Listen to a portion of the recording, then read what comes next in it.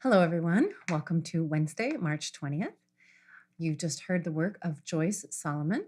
This is A Summer Afternoon in South Carolina. I love the evocative title of this work. It is, in fact, the third movement of a piano sonata she wrote. And the edition that I have only has this movement. However, I have very cool piece of news. Of course, all these pieces, sometimes when you get a little taste, you would like more. I was recently contacted by the composer who said, "Oh my gosh, I'm friends with Jane O'Leary, whose piece you heard just a few days ago on St. Patrick's Day. I went to school with Jane O'Leary and she told me about this project. This is so cool." And so now that I'm in contact with the composer, I will probably be able to get a hold of the other movements of this sonata. And hopefully, maybe next year, perhaps, we'll get to hear the whole thing.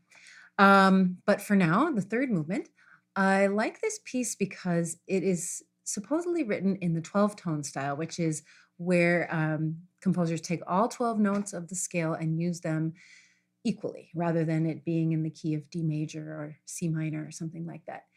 But this piece, what it has that's unique as far as my experience in 12-tone music is that it's very pianistic. It uses a lot of idioms that my hands are already used to.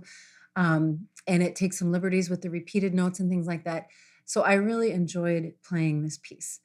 I'll tell you that Ms. Solomon is now known as Joyce Soloman Moorman, And she was born in Alabama. I won't tell you the year. You can find that on the internet if you're so inclined. Went to college in various places, including Vassar and Sarah Lawrence. She's written works for choir, for orchestra, and an opera. And I am very excited to hear more of her music. Thanks again for listening, and see you tomorrow.